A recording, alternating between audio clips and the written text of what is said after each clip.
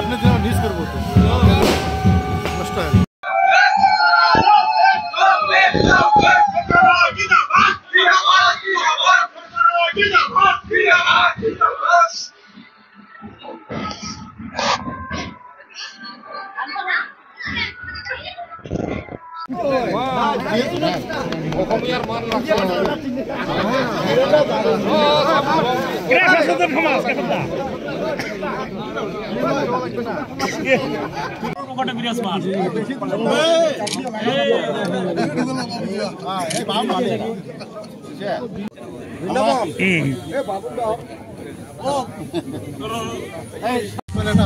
हम भाई बैकअप लेके आना, हम ले रहा क्या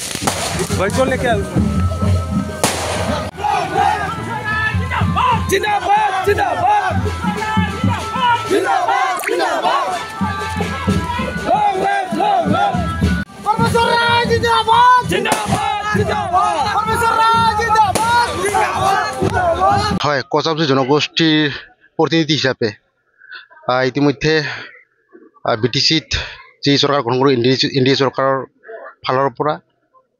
মোক কচাব জনগোষ্ঠীৰ ফালৰ পৰা যি আপোনাৰ নমিনেটেড এমচিএল হিচাপে দায়িত্ব অৰ্পণ কৰিলে আৰু এই ক্ষেত্ৰত মই আমাৰ সন্মানীয় মুখ্যমন্ত্ৰী লগতে সন্মানীয় বিটিচি প্ৰধান হাগ্ৰাম মহিলাৰীদেৱ আমাৰ ৰাজ্যিক সভাপতি বিজেপি ৰাজ্যিক সভাপতি দিলীপ শইকীয়া দেৱ লগতে সন্মানীয় মন্ত্ৰী জয়ন্ত মল্ল বৰুৱা দেৱ সন্মানীয় মন্ত্ৰী পীযুষ হাজৰিকা দেৱৰ লগতে বিজেপি আৰু বিপিএফ দলৰ প্ৰতিটো কৰ্মকৰ্তালৈ মোৰ আন্তৰিক শ্ৰদ্ধা জ্ঞাপন কৰিছোঁ আৰু আপোনালোকে ইতিমধ্যে দেখি আছে আমাৰ এইখন অঞ্চলৰ সন্মানীয় ৰাইজে আজি মোক আদৰি আনিলে কাৰণ চাওক ৰাইজৰ বহুত আকাংক্ষা থাকে আৰু যিহেতু মই সৰুৰে পৰা ৰাইজৰ লগত অতঃপৰত সম্পৰ্ক হৈ আছিলোঁ আৰু মই সৰুৰে পৰা সামাজিক কামত জড়িত হৈ আছিলোঁ এই ক্ষেত্ৰত ৰাইজৰ মোৰ বহুত আস্থা ভৰসা আছে আৰু দায়িত্ব বহুত আছে এই ক্ষেত্ৰত যিমান পাৰোঁ ৰাইজৰ কাৰণে মই কাম কৰি যোৱাৰ নিস্বাৰ্থভাৱে কাম কৰি যোৱাৰ যি প্ৰতিজ্ঞাবদ্ধ আজি মই হ'লোঁ আৰু চাওক ইতিমধ্যে আমাৰ সমাজত বহুত সুবিধা অসুবিধা বহুত আছে কিন্তু মোৰ ক্ষমতাৰ গণ্ডিত মই যিমান পাৰোঁ ৰাইজৰ হৈ নিস্বাৰ্থভাৱে কাম কৰি যোৱাৰ মই প্ৰতিজ্ঞাবদ্ধ হ'লোঁ আপনি যেহেতু এজন কোচৰাজবংশী জাতীয় সংগঠনৰ লগত জড়িত থকা ব্যক্তি আছিলে কোচৰাজবংশী জাতিৰ হৈ আপনি কি মেছেজ চাওক আজিৰ তাৰিখত আমাৰ জনগোষ্ঠীৰ প্ৰত্যেকজন মানুহে একত্ৰিতবদ্ধভাৱে সংগ্ৰাম কৰাৰ এক সময় আহি পৰিছে চবে নিজৰ যি সৰু সুৰা মানে ভেদাভেদ আছে এইবিলাক এৰি পিনে আমি ঐক্যবদ্ধভাৱে যদি আগুৱাই যাওঁ তেনেহ'লে নিশ্চয় আমাৰ জাতিটো এদিন মানে ভাল এটা ফল লাভ কৰিব আৰু আগুৱাই যাব ইতিমধ্যে আক্ৰাসত বিভিন্ন গ্ৰুপে মানে ৰাজবংশী আৰু কোচ বুলি এটা বিভেদ যিটো দেখা পাইছে ইহঁতে নিউজত কিন্তু আচল হয় আজিৰ তাৰিখত চাওক এইটো বহুত উল্লেখনীয় বিষয় এইটো আজিৰ তাৰিখত এইটো ফেচবুক বা মিডিয়া যোগে এটা বহুত ভাইৰেল হৈ আছে আৰু এই ক্ষেত্ৰত মই ক'ব বিচাৰোঁ আৰু চাওক যিহেতু মই কোচ ৰাজবংশী জনগোষ্ঠীৰ প্ৰতিনিধি হিচাপেহে আজি শপত গ্ৰহণ কৰিলোঁ আৰু মোৰ যিটো অটকিং যিটো বাক্য আছিলে যে শপত গ্ৰহণ পত্ৰ আছিলে কোচ ৰাজবংশী জনগোষ্ঠীৰ প্ৰতিনিধি হিচাপে আছিলে আৰু যিখন ফাইনেল অৰ্ডাৰত তাত কোনো ধৰণৰ এনেধৰণৰ ধৰি লওক কোচ বা কোচ ৰাজবংশী বুলি কোনো উল্লেখ নাই আৰু যিহেতু মই সৰুৰে পৰা কোচ জনগোষ্ঠীৰ কাৰণে যিমান পাৰোঁ মোৰ শক্তি অনুযায়ী মাত মাতি আছিলোঁ আৰু এই ক্ষেত্ৰত মই কোনো এনেধৰণৰ ধৰি লওক আমাৰ ভাগ কৰা চিন্তা মোৰ মনত কেতিয়াও নাহে আৰু ভৱিষ্যতে নাহিব তো এই ক্ষেত্ৰত ৰাইজে ভালকৈ অৰ্ডাৰখন চাওক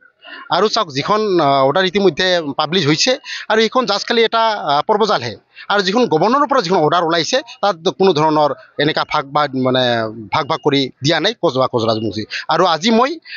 গোটেই ৰাজ্যকে আপোনালোকৰ জৰিয়তে মই ক'ব বিচাৰোঁ মই এজন কোচ জনগোষ্ঠীৰ প্ৰতিনিধি হিচাপেহে শপত গ্ৰহণ কৰিলোঁ আৰু জনগোষ্ঠীটোৰ হকে কাম কৰি যোৱাৰে প্ৰতিজ্ঞাবদ্ধ হ'লোঁ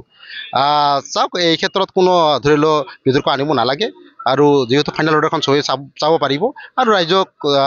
এইবাৰ চাবৰ কাৰণে মই অনুৰোধ কৰিছোঁ চাওক তেখেতক বহুত আন্তৰিকতাৰে ধন্যবাদ জ্ঞাপন কৰিছোঁ চাওক 2005 পৰা যি বিটিচি পৰিষদত আমাৰ এজনো জনপ্ৰতিনিধি নাছিলে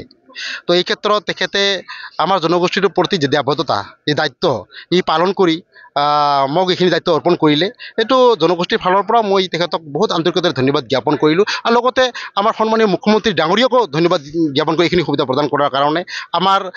সন্মানীয় ৰাজ্যিক সভাপতি বিজেপিৰ আমাৰ দিলীপ শইকীয়া ডাঙৰীয়াকো মই বহুত ধন্যবাদ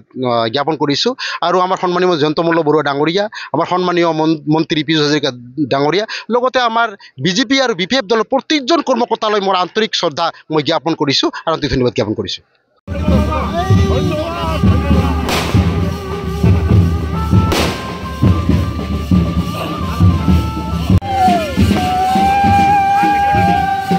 এইটা ভিডিওটা